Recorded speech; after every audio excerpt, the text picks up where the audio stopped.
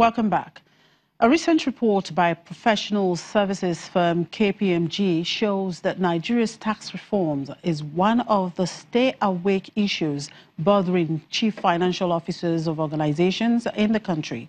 At a meeting of the professionals with the chairman of Federal Inland Revenue Service, Mr. Babatunde Fowler, some of those burdens were explained as the result of poor remittance culture on the part of banks and other financial institutions.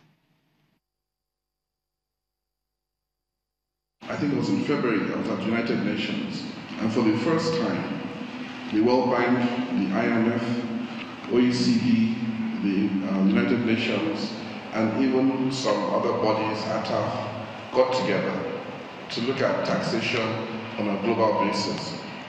And it was confirmed by all those agencies that if any country's tax to GDP ratio is below 15%, it's not likely that they'll be able to afford or run or ensure sustainable economic and social development. 2016, we hovered around 6%. 2017, we're still collating our figures. We've had some improvement, but if we're going to make any progress, I believe that we should be at least 22 to 25% of tax to GDP. In Africa as a whole, it averages 17%.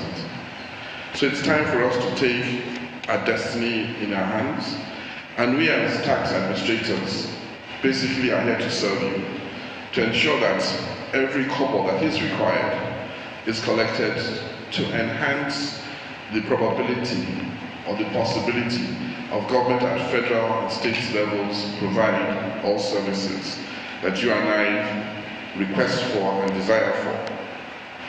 So basically today I'm going to be talking about collaboration with the private sector. And before I go into this, I know that questions will be asked, comments will be made. And I'll also talk about what we have done at FIRS and also our work with other tax revenue agencies within Nigeria.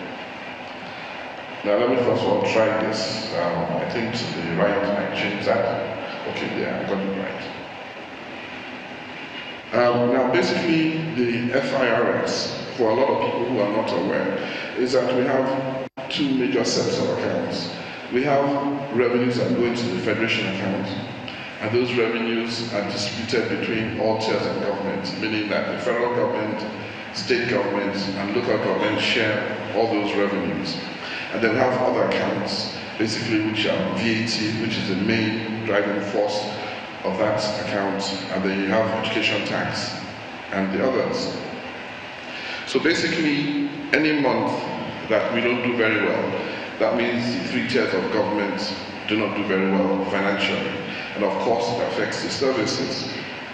Now, based on projections, Nigeria is said to need about 3 trillion naira to improve infrastructure over the next 30 years.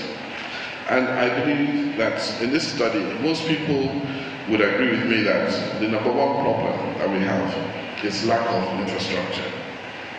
When we look at the amount of time it takes us to move from one part of the country or from one part of the state to another, and if someone were to sit down and calculate that in man-hours lost in terms of the financial impact it would have on our economy, it would be tremendous.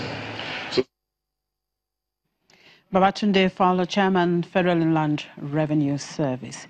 And that's it on the program for today. Thank you very much for watching. I'm Chimezi Obi Iwagu.